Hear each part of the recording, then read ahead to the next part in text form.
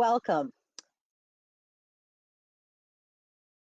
I'm Ellen Yack, and I'm welcoming you to Boost CYAC's webinar series, and I'll be hosting the webinar today. Before we begin our session, there are a few quick housekeeping points that Boost would like me to share. For participants listening in French, click on Floor at the bottom left of your screen and select French. To see and follow along with the PowerPoint presentation in English, click Presentation on the top left of the screen. To follow along with the presentation in French, download the French version of the presentation by clicking on Documents on the right. Feel free to download the presentation in both English and French by clicking on Documents on the right. There'll be a question and answer session during the last 5 minutes of the webinar. Submit your questions by going to the toolbar on the right, click on Messaging, and then click on Participants and type in your question. You can submit your questions at any time, but they'll only be addressed during the last 5 minutes. If you're watching this webinar in a group, please enter the number of participants in the group by clicking on Messaging and then Participants. We'll now begin our discussion. Today is part 1 of understanding the links between sensory processing, behavior, and mental health. My objectives are to provide you with an introduction to the theory of sensory integration, to help you understand the relationship between sensory processing and behavior and mental health, and for you to understand the impact of trauma on sensory processing. I have a lot of material in the PowerPoint slides and handouts that you've received. Not all the material will be covered during this presentation, but I wanted you to have the information. So it will be in your handouts, and I'll refer to the information that I'm not covering as I proceed. This platform does not allow you to project videos. I have this link if you want to copy it down, and when you finish the presentation, you can go to YouTube and get information and see the videos of Tanner and Emma, who I'm going to be talking about. Tanner is a young boy who shows hyperreactivity to touch and to sound. He's quite aggressive with his mother. He's yelling and screaming while she's putting on his socks. When he's out in the community, if he hears a sound, he becomes quite irritable, also can be aggressive. He has difficulty following routines, difficulty getting out of the door in the morning, presents as a child who might, one looking at him, could consider a diagnosis of oppositional defiant disorder, anxiety disorder, mood disorder, attention deficit disorder. You might see attachment disorder. He's so reactive and hypervigilant in his environment. One might consider post-traumatic stress disorder or developmental trauma disorder. This is a child, though, who does show characteristics of a sensory processing disorder, which we'll learn about today. Emma is another little girl that the YouTube clip will show you, and she has a different presentation. Tanner reacts to his fear with a fight response. Emma reacts to her discomfort and fear with a flight response. Emma in the playground hides by a tree and rocks. She looks like a child with autism spectrum disorder. She's also very sensitive to sound and to touch, but her response is to withdraw herself, to remove herself, to be passive. Again, when you're looking at Emma, you might also consider a generalized anxiety disorder, social anxiety, as well as attachment disorder, post-traumatic stress disorder, developmental trauma disorder. And again, with Emma, she does present with signs of a sensory processing disorder. What is sensory processing? Sensory processing happens in all of us. It's our ability to receive, modulate, interpret, and integrate sensory input received by the brain. It helps us to feel comfortable in the environment. It contributes to our motor competence. It impacts all areas of development. It influences arousal level, our ability to pay attention, and that impacts our ability to participate in social relations, learning environments, leisure activities, and completion of activities of daily living. If you're familiar with the literature, I just want to highlight There's two terms that's used in the literature, both within the occupational therapy literature and the mental health literature. Um, the term sensory processing is more commonly used now, and earlier on, the term sensory integration was used.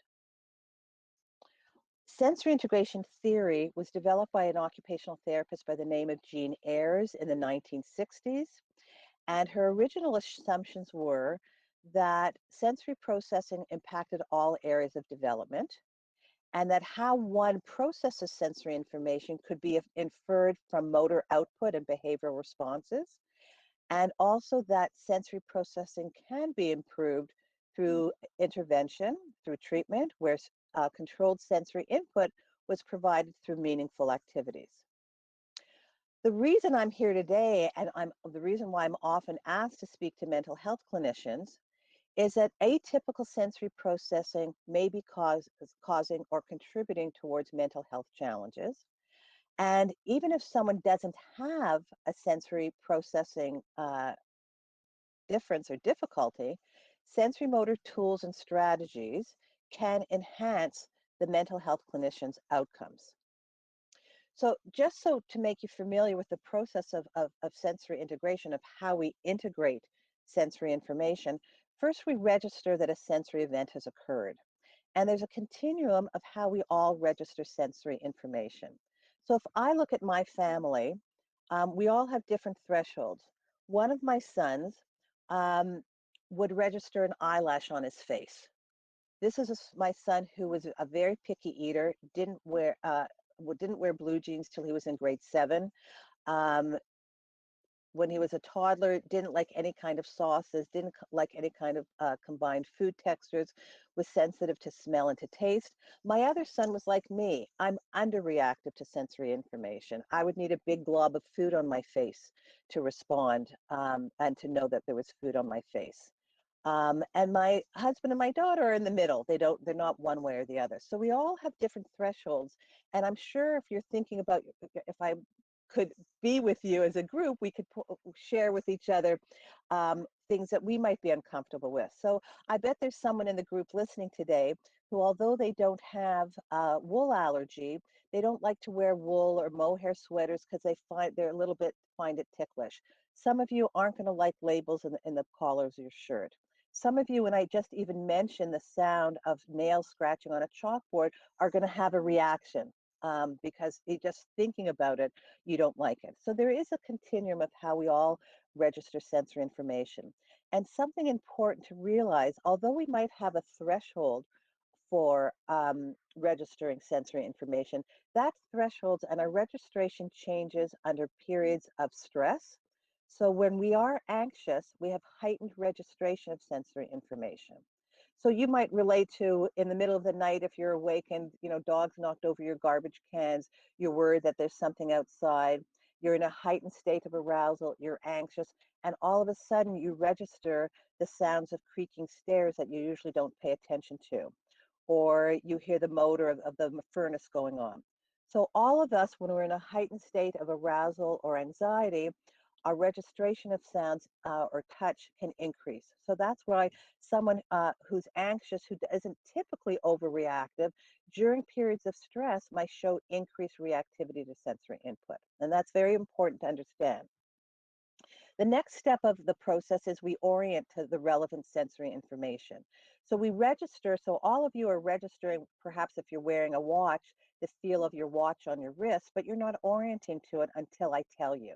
We have a system in our brain to inhibit what's irrelevant sensory information to focus on the relevant. And hopefully what's relevant to you is the sound of my voice and your screen. We then interpret sensory input. We interpret whether it's familiar or unfamiliar. We interpret it whether it's potentially dangerous or safe, and we're going to talk about that in a little bit. We also integrate information from our sensory systems, and we organize and we execute responses to sensory input. Most of us are aware of the traditional 5 sensory systems that are talked about all the time. Not everybody is aware of the vestibular system. I'm going to talk more about that. The proprioceptive system, just like the tactile system, where the skin has tactile receptors over the skin, our muscles, joints, tendons, and ligaments have proprioceptors. So I know without looking at my arm that my elbow is bent because of my proprioceptive system. We understand about visual, auditory, olfactory, and gustatory, and interoception tells us about internal organs, which I'll speak about a little bit more. Here's more information about the vestibular system that you can refer to on your own, but I just want to indicate that it provides information about the pull of gravity, and it provides information about movement. So you know you're going backwards in a car when your eyes are closed because of your vestibular system. And a very important thing about the vestibular system, because it responds to gravity, it contributes to physical and emotional security. And again, for your perusal later, in the mental health literature, there's a lot of links between the vestibular system and general mental health. The tactile system is our oldest, most primitive sensory channel, and it provides information about light touch, vibration, pain, temperature, and skin stretch. One of the things I want to point out here, because there's 5 different pathways for those different types of touch information, someone can be very reactive to light touch, so they can't stand the seam on socks, they feel the stitching in their underwear, but they're under responsive to pain. And that can be very confusing to parents and caregivers and anybody working with these individuals, because how can they be so sensitive to light touch but not respond to pain? The tactile system is primary system that helps us contact with the environment, and it's more critical in determining behavior and is essential for the attachment system. And again, there's some studies that look at even with parents who are sensory reactive and how that can lead to adult attachment anxiety and authoritarian and permissive parenting styles. And healthy touch really contributes to the development of empathy and enhances ability to attune to social skills. A little bit about smell, or the olfactory sense. The olfactory bulb is part of the limbic system, and smell goes directly to the thalamus. And smells can immediately trigger emotions and memories, and it also can immediately trigger arousal level. That's why people give smelling salts. And the sense of smell is significant in post-traumatic stress disorder because of the immediacy of the reaction to smells.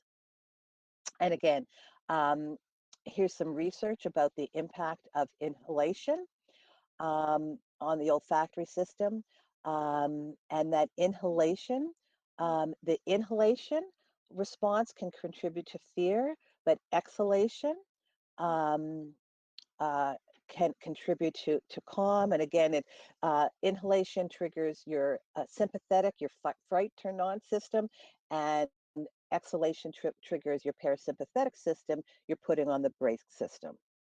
Okay. So we question use of mouth breathing, inhalation.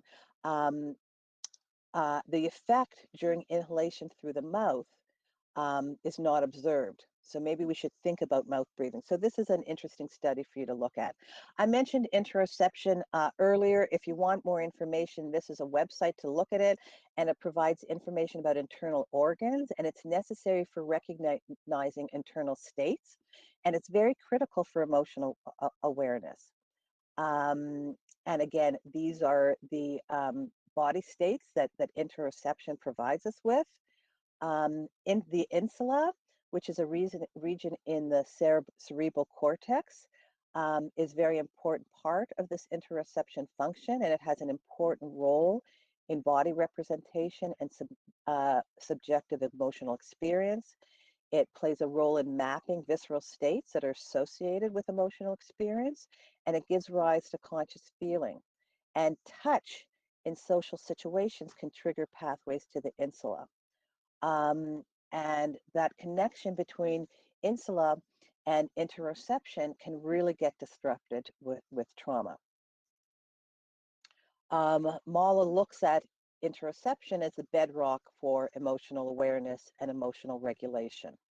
And again, here's a study that addresses what I've been talking about, that the impact of trauma can change those interoceptive regions of the insula and anterior cingulate, and connection between dissociation and interoceptions occur with trauma. So I just want to highlight for you when you're looking in the literature what is referred as sensory processing disorders. Lucy Miller came up with this uh, system of identifying sensory processing disorders, but there's not consensus about using it. In the mental health literature, you'll often see sensory modulation disorders, and that's one type of sensory processing disorder, and that's frequently seen in the mental health literature, and that's where you're looking at under-responsivity or over-responsivity to sensory input as sensory seeking. Sensory discrimination disorder, or someone has difficulties discriminating the nature of the sensory input, and sensory motor-based disorders lead to poor posture and dyspraxia because of the inefficient information processing of sensory input to the tactile, proprioceptive, and vestibular systems. So sensory modulation allows suppression of irrelevant input and allows us to focus on relevant input. Disorders of sensory regulation, orientation, and interpretation are part of those challenges with sensory modulation. And sensory modulation really contributes to arousal and activity levels. As I said earlier, there's over-responsivity, under-responsivity, or sensory seeking or craving. One aspect of a sensory modulation disorder is sensory defensiveness. Emma and Tanner, who I described earlier as having a sensory processing disorder, they exhibit sensory defensive behavior. My son Robbie, who I talked about earlier, who didn't wear the blue jeans till he was in grade 7, he was overreactive to input, but it didn't create the behavioral responses that occurs with sensory defensiveness. He wasn't a child who had to be treated. It didn't impact his behavior. He was just more aware of the sensory input. Sensory defensiveness is when hyperreactivity to sensory input leads the individual to interpret harmless sensations as being potentially harmful. And that results in a flight-fight response and avoidance of sensory input, anxiety, and aggression. We are all wired with a sensory defensive response. It's working when we're home alone, we're quietly reading, we don't expect anybody to be home for hours, and your spouse comes home early, tiptoes behind you, and taps you on your shoulder. What do? Right? You panic, you want to slug them, or you want to flee. That light touch in that situation is interpreted by your nervous system as being potentially harmful, okay? And it triggers your fight, flight, or freeze response, okay? Many individuals, children and adults, this sensory defensive response is working overtime, where harmless input, like the feel of the seam of the sock, triggers your fight-flight response. So Tanner, whenever he's getting dressed and he's fighting with his mother, or when she goes to comb his hair and he slugs her, or the kid in line who's getting suspended all the time because when he lines up from recess and someone brushes against him, he feels that he's being hit. Those are children who have sensory defensive responses. Leanne Wiley is a woman with high-functioning autism and wrote in her book, bright lights, midday sun, reflected lights, flickering lights, fluorescent lights, each seemed to sear my ears. Together, the sharp sound and the bright lights were more than enough to overload my senses. My head would feel tight, my stomach would churn, and my pulse would run my heart ragged until I found a safety zone. So Leanne Wiley there is describing her sensory defensive response to light and to sound. Eileen Parker describes the screech of garbage trucks, the squeal of little children screaming. Those hurt. It feels like a scream in my brain that I can't escape. Hearing the sound once makes me jump and hurt. If the sound goes on and on, I feel angry and I feel like crying. Stress reaction is triggered by the sensory defensive response. And I don't have to describe what the stress response is to this group of clinicians, and you'll understand the impact of stress hormones on the body. Something to think about, though, is the stress response lingers, and cortisol, so cortisol, you know, is released with the stress response, but cortisol can peak 30 to 60 minutes after a threat. So when we're playing detective and we're trying to understand the behavior in our clients, it's important to know that that reaction to sensory input might not occur immediately. but can be delayed. So something to think about. The other thing I want you to think about is Norman Doidge term, neurons that fire together, wire together. Because certain associations, and then that's critical for you who practice it in PTSD clients, certain sensory events get wired with a situation beyond that sensory event. And you all are aware of that. But even on a much simpler level, I'm going to go back to my son, Robbie. He no longer is a picky eater. He never, as a baby, as a toddler and preschooler was plain noodles, no sauce, no condiment, no ketchup, no anything, everything dry. He eats everything now, even oysters. I mean, I can't tolerate oysters. He eats everything, all sorts of tomato sauces, all sorts of hot sauces. He still will not eat ketchup. He remembers ketchup. When somebody tried to get him to eat ketchup, he gagged. And now when he sees ketchup, if he's sharing French fries with someone and there's ketchup, it's, get that ketchup away from me. Okay, so something as simple as that triggers that memory of how uncomfortable he was when he was younger with the taste of ketchup. So think about our clients with PTSD and the sensory events that they had to, the sensory events that occurred during their trauma, and think about the reactions that they are having when Robbie has such a severe reaction to something as simple as ketchup. Again, you guys know this, the limbic system, when we are stressed, gets activated, and when the limbic system is activated, it disengages the executive system. So we have difficulty accessing the thinking part of the brain, the cortex, and the prefrontal cortex. So the sensory event that triggers that limbic system response in someone like Robbie, he can't access even if something is so simple to rationalize that ketchup isn't going to hurt him. Just to highlight the relationship between sensory processing and arousal regulation. Often when there's under-responsivity to sensory input, there's failure to orient. When there's hyperreactivity, there's hypervigilance. And both types of modulation problems can impact optimum arousal. This might look familiar to you. It looks similar to the window of tolerance. This is just an example of those people who are overreactive to sensory input. They're not in an optimal range of arousal. They have some kind of sensory event occur and they have a dramatic explosion. And again, this is very similar to, you can just overlay that graph onto this and look at people's tolerance of sensory input with your focus on the window of tolerance. This was just a video that I'm unable to show of someone who is under-responsive to sensory input. This video here, and again, I can't show it, but I just wanted to highlight it for you. If you want to look it up for yourself on YouTube, just click YouTube, The Tragedy of First Position. It shows a girl who's in a ballet class who can't imitate first position, who can't put her heels together to imitate first position. And it shows her frustration trying to go in that position. And I just wanted to share with you the type of motor difficulties that can occur with sensory processing and how those motor difficulties can lead to frustration, anger, and anxiety.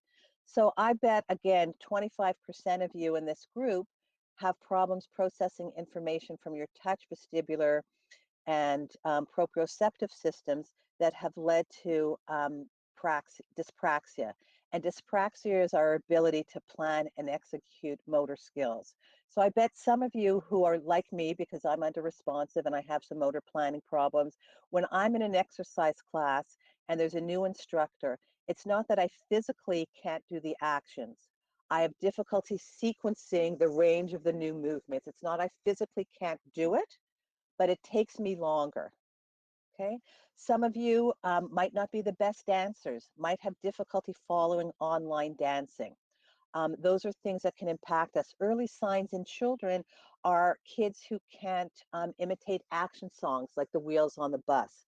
Kids who can't ride a tricycle. They put their feet on their pedals and they put their foot down, and the idea of bringing their foot back up and around to pedal is difficult. Being able to pump a swing is an early sign of a motor planning problem. Between 4 and 5 years of age, children understand how they need to put their legs out when they're going up and pull their legs back when they're coming back. So children who are having difficulty pumping a swing, that's an early sign of a motor planning problem.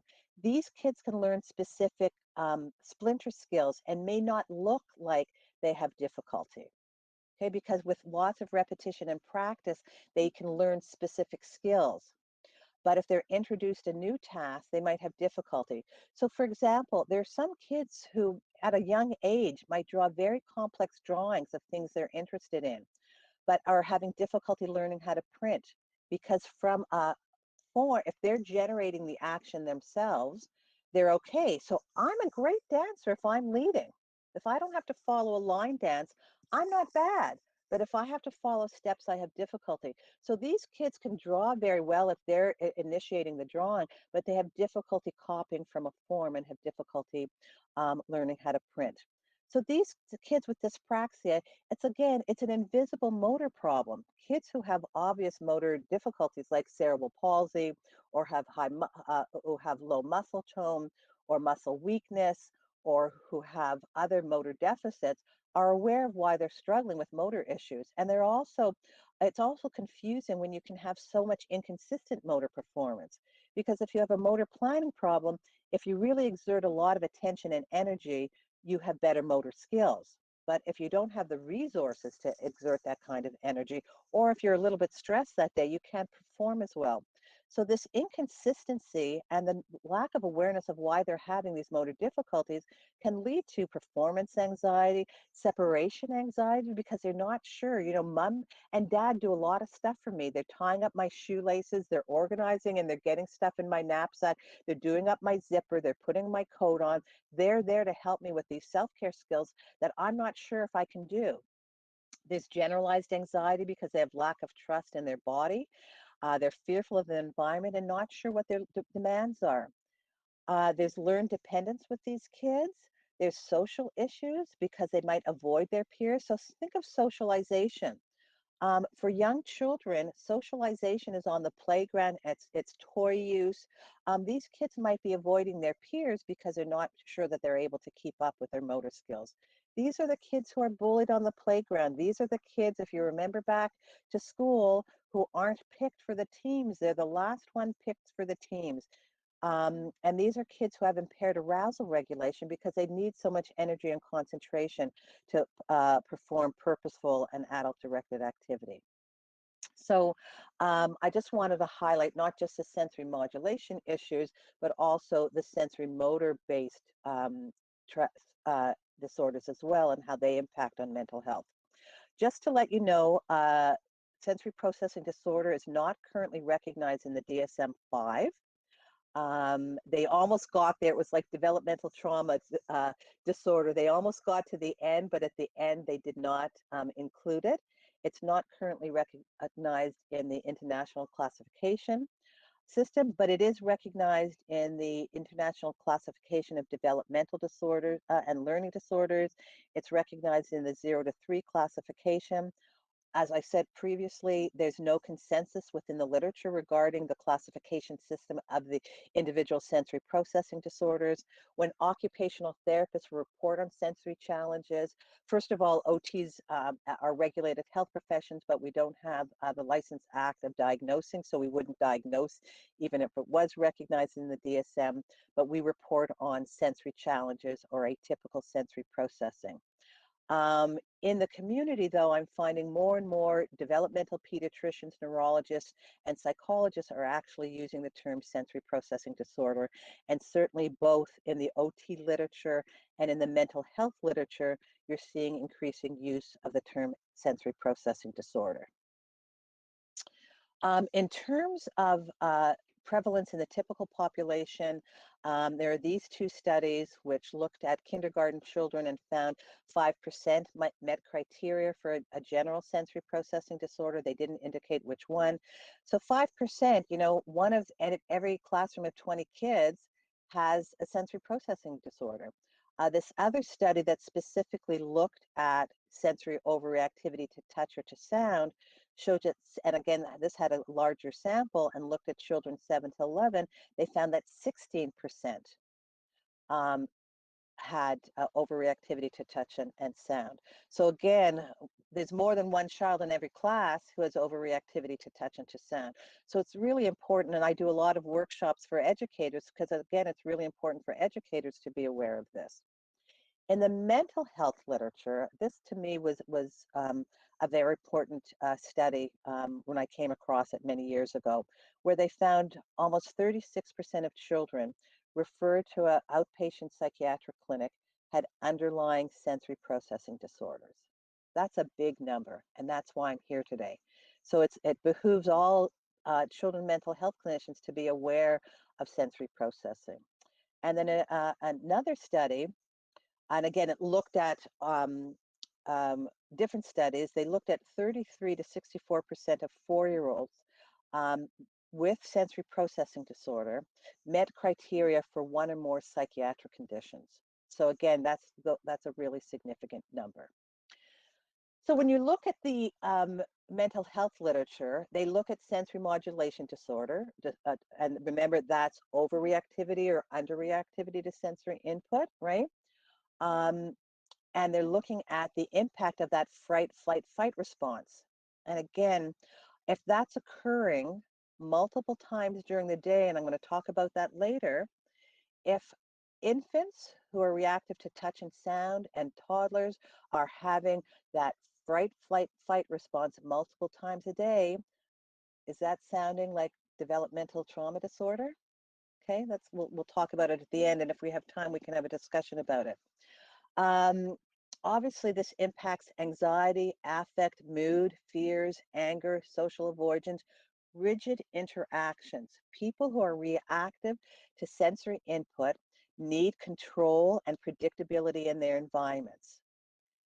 They have difficulty with transitions and disruption in routines, and they seek sameness because they're not sure what type of sensory input is going to impact them next. We see impact on attachment. We see impact on anxiety, depression, obsessive compulsive behavior, and attention deficit disorder. And that was my question in terms of developmental trauma.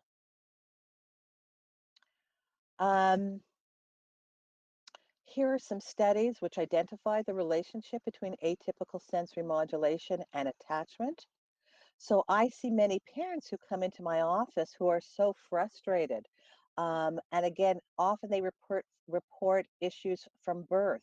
So difficulty with nursing, difficulty with dressing, kids who scream during diaper changes. And it might not be the issue with touch during diaper changes, but a lot of kids who have vestibular issues, when they tip their head back, there's an uncomfortable feeling. So vestibular input provides information about position of head and space in relation to gravity. And those who are overreactive to vestibular input do not like to be on their backs. And think about it now, for any of you who are young parents, now we have to put babies on their back to sleep, right? And a lot of babies with vestibular issues are very uncomfortable on their backs when their heads are extended. And so a lot of babies who have difficulty sleeping, and we might go through sleep training and sleep training is not working, we might be missing those kids who are very uncomfortable being on their backs and having to, might benefit from therapy to get used to changes in head position. Here's another study by Gurley, who again looked at children in an inner city mental health setting and identified high rates of sensory processing. And again, the suggestion at the end of the study was to screen all children with who have referred for mental health with sensory issues. There's also in the personality literature, Aaron and Aaron identify my face. Aaron and Aaron identify the relationship between sensory sensitivity and introversion and emotionality. For those of you who are aware of Elaine Aron's books on the sensitive child and the sensory adult, those books are not just looking at the sensory sensitive child or adult, they're looking at the individual who's sensitive to others' emotions and intensity in social situations, but there is identified that there is a relationship between sensory sensitivity and introversion. This study looked at sensory over-responsivity and vulnerability for social anxiety disorder.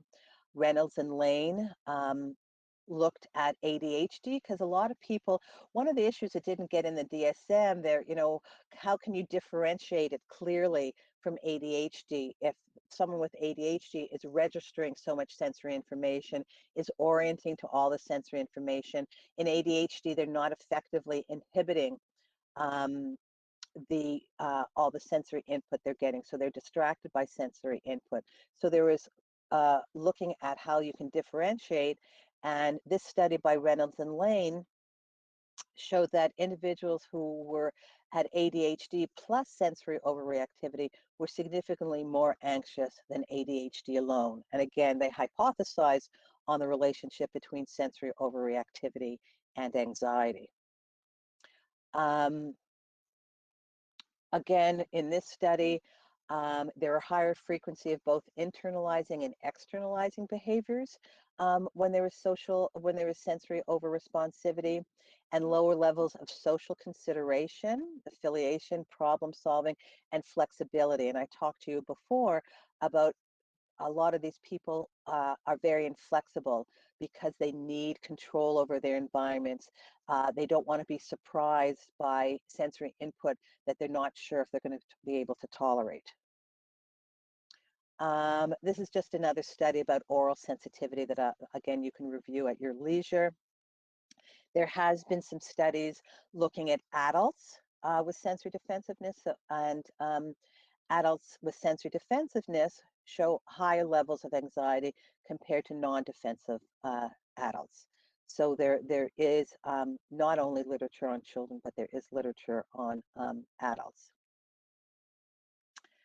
And here's where it becomes difficult. I'm getting increasing number of referrals from CAS. I've gotten referrals from Boost. I've gotten referrals from various centers for children and adolescents who are familiar with the impact of sensory processing and the relationship between sensory processing and mental health, in particular trauma. And they asked me to be part of an assessment to help identify if symptoms are related to sensory processing disorder or to trauma. Symptoms of trauma resemble SPD. Trauma elevates arousal states, which impacts registration, orientation, and interpretation of input. Individuals with trauma are often in a hypervigilant state and over-responsive to sensory input. So often it can be very difficult. It can be very difficult for me to identify and differentiate. I years ago had a contract to provide assessments for an organization that supported children with fetal alcohol syndrome.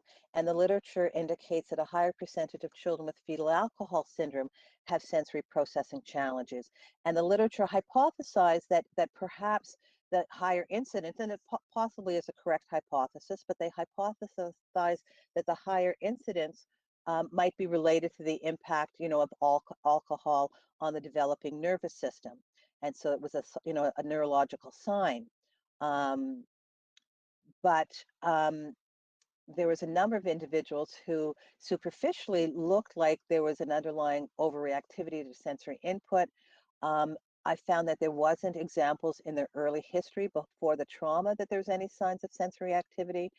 And there was reported sensitivity to sound and to touch. But on further investigation, and we really have to do our detective work with these kids, the report was sensitivity to sounds at night, difficulty with hygiene routines at night, and difficulty brushing her hair, and discomfort with pajamas. And on further investigation, we found that her trauma occurred at night, that her mother's boyfriend sexually abused her at night. So the root of the issue was not overreactivity to sensory input. The root, the sensory response was in relation to her trauma. Now we can still use sensory motor tools to support that anxiety during that time, but it just when we're doing our clinical reasoning and we're trying to sift out, is it sensory processing or is it the impact of trauma? We really have to consider those things. When someone experiences trauma, there does lead to a heightened sensory defensive response. There's strong anticipatory anxiety towards certain sensory input if that is related to their trauma. Remember, neurons that fire together wire together. And there's the whole piece of dissociation that occurs with people who experience trauma. And that leads to lack of registration of and orientation to sensory input. So very often we talk about overreactivity in the sensory defensive response, but often with people who experience trauma, and again, I don't have the stats. Maybe you're aware of a research study that looked at the percentages of who have a overreactivity versus underreactivity because of dissociation. But often because of dissociation, they're not responding to input from their tactile, from their proprioceptors, from their vestibular systems, um, because they have that lack of registration and orientation. And I know there's a whole field of study, and we're going to touch on it in part 2 when we're talking about intervention, but I understand the sensory motor psychotherapy field of study is really delves into this with that concern about dissociation and need to work at getting individuals to start responding to information from those sensory systems. There is some thought in the occupational therapy literature that individuals who have such strong reactions to sensory input, they themselves start to dissociate from that input. Adults with autism often discuss this. 70 to 90% of children and adults with autism have sensory processing disorder. A high percentage have overreactivity, less have underreactivity. And again, I didn't highlight it earlier. I'm going over this so quickly, but it's important to know that you can be reactive in one sensory system and underreactive in another sensory system. So I've already disclosed to you that I'm underreactive in my touch, my proprioceptive systems, my olfactory, my hearing, but I'm overreactive in my vestibular system. So in an elevator, you know, I feel the movement of the elevator. I get nauseous going backwards in a car. When I'm sitting on a subway, I have to make sure I'm sitting forward, okay? Because of my response to movement. So you can be over in one system and under in another. Adults with autism, with high functioning autism, really effectively articulate their sensory challenges and how it impacts their quality of life. And I have done presentations with adults with autism. I've sat on panels with adults with autism, and they talk about how after years of being uncomfortable with different types of sensory input. And again, we're going to talk about the relationship between developmental trauma and sensory processing disorder. But you know, if we think about that as trauma after years of experiencing that discomfort, that level of discomfort that Leon Wiley talked about in response to certain sensory input, it may lead to dissociation. So adults with autism talk about that, and that they also discuss how dissociation of sensory input, their difficulty in their sensory environment, has led to their social anxiety, has led to social avoidance more than the root social deficits that are part of autism. And I see that with young children referred to us, not the dissociation piece, but the social anxiety and the social avoidance piece. So I see many children who have early diagnoses of autism. Now, again, there's another issue that there's a higher rate of diagnosis now because some people want to give a family a diagnosis because they can access funding. So that there's that issue. But there's another issue that occurs is that toddlers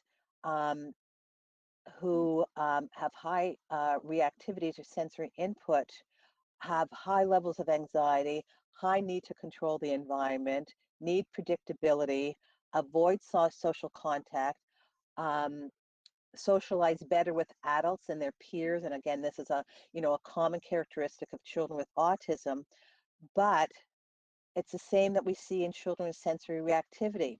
Children are better able to interact with adults because adults' behavior, sensory behavior, is more predictable than children. And adults not going to rush in your face and grab your toy and spit at you when you're talking. They can have more predictability of the movements of the adult. And again, except, they don't like the grandparents who rush in with a kiss, and are all over them. But they can interact better with other adults who they can predict their behavior better. Again, just to move forward,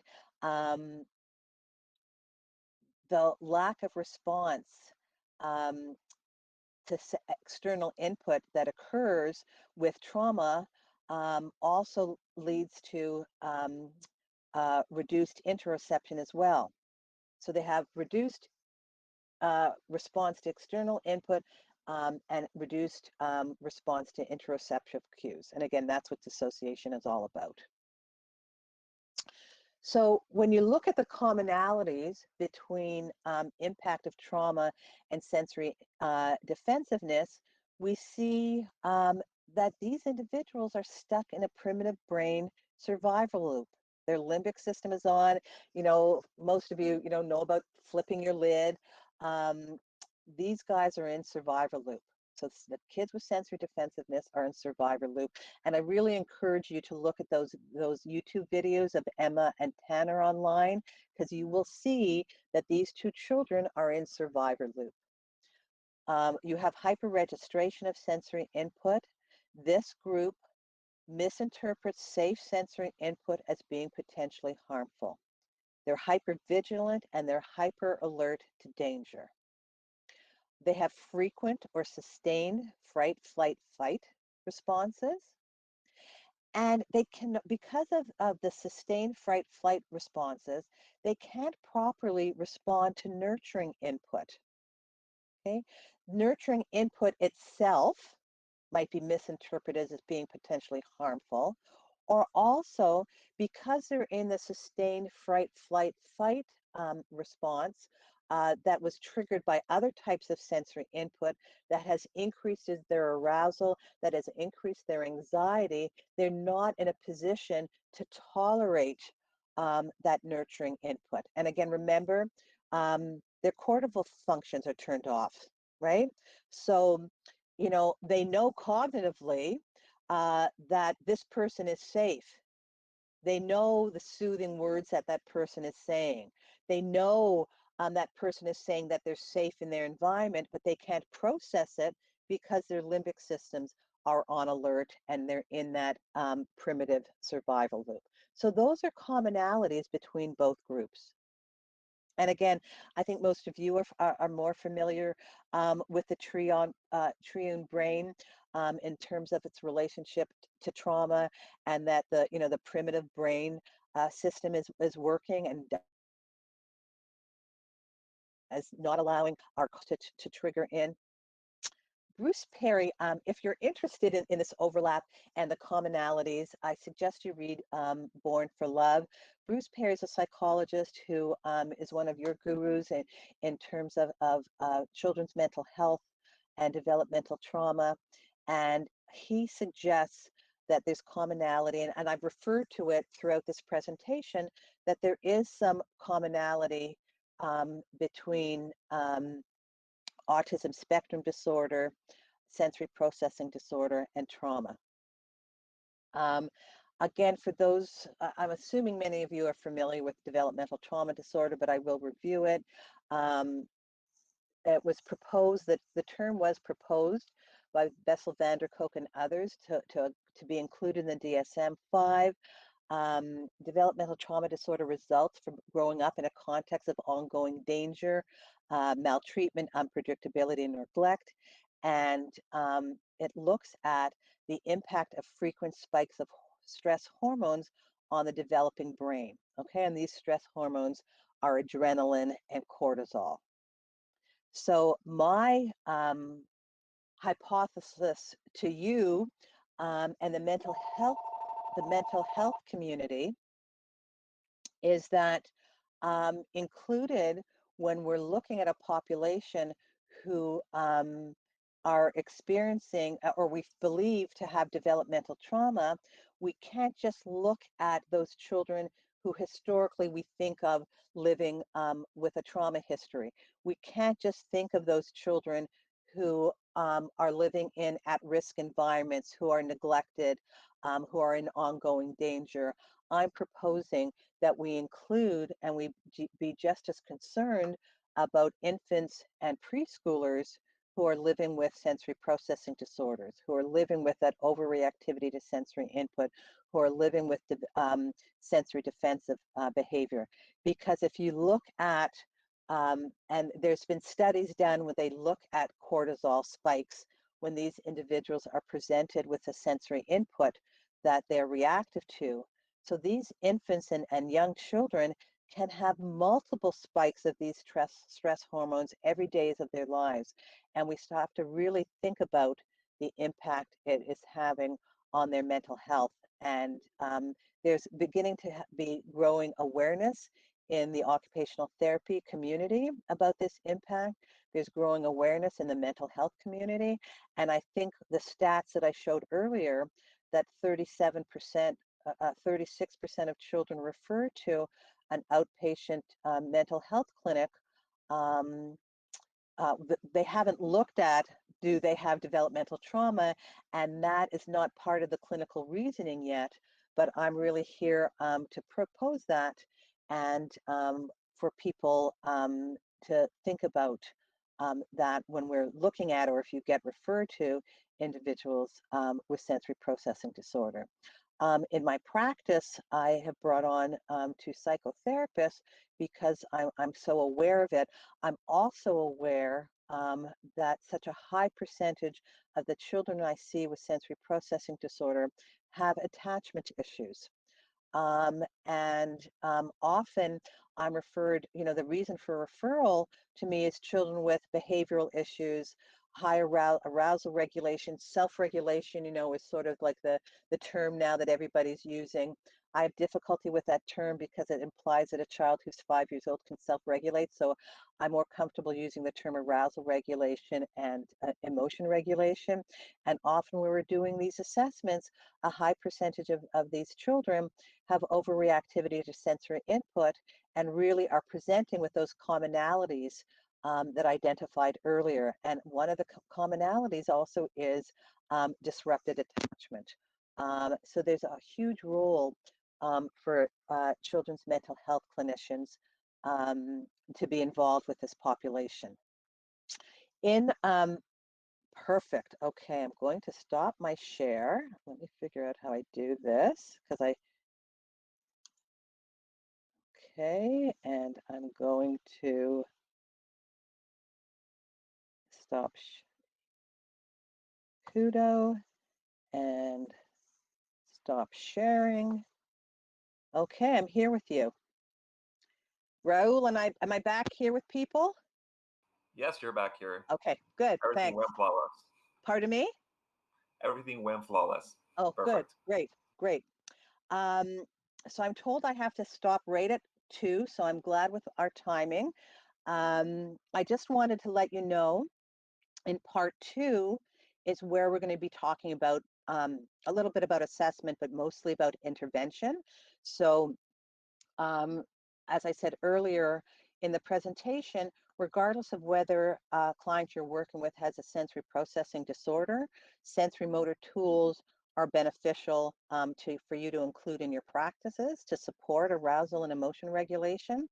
And for those who are working with the, individuals with developmental trauma or PTSD, there's many sensory motor tools we'll be reviewing in part 2 and the follow-up. So just to assure you about that. And I'm going to my messaging and see if there's questions. When is part 2? Okay,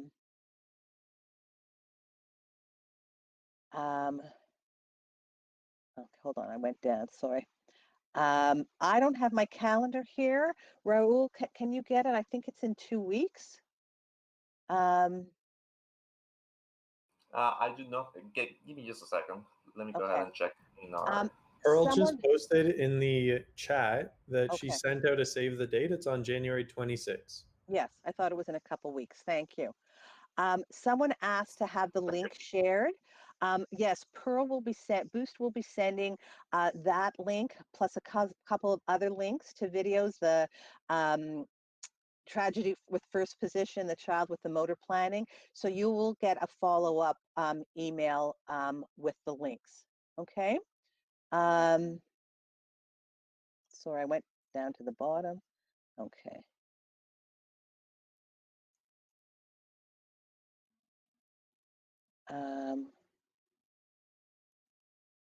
Okay.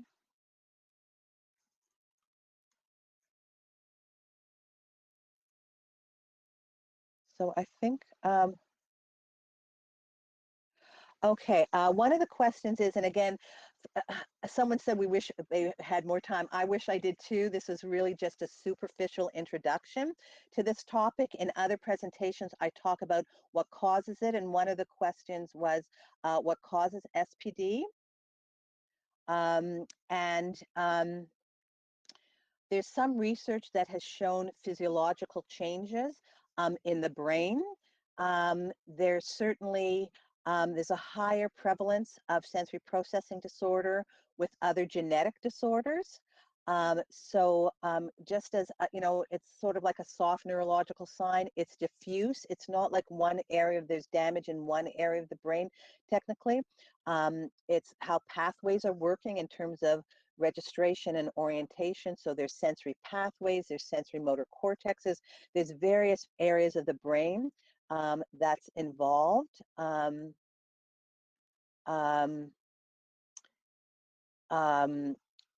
So the brain differences are diffuse.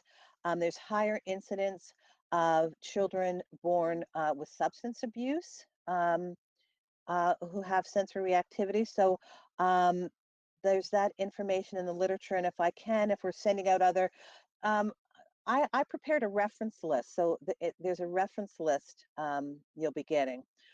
In terms of in the Toronto District School Board, I have a question where to refer.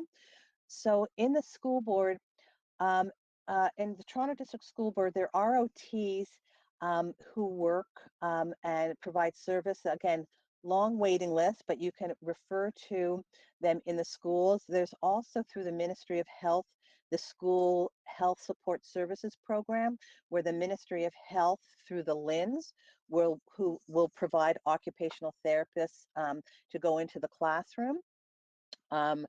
And then there's some publicly funded outpatient programs at hospitals. But these programs have really been slashed. Hospital for Sick Children has an outpatient program. North York General used to, it's been slashed. Trillium, it's been slashed. Humber Memorial Hospital in the Toronto area has one. 5 counties, I know because this is provincial and national, 5 counties in Peterborough. And again, check, you know, the children's centers where you live and to see. And there's unfortunately, a lot of families have to seek out private practitioners when it's not provided publicly. I think I have one more.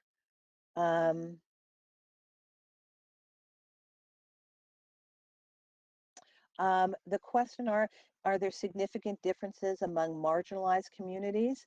I don't have specific statistics on that, but I know one of the studies, I can't take the time to flip back to my research, but one of the studies about an inner city mental health setting,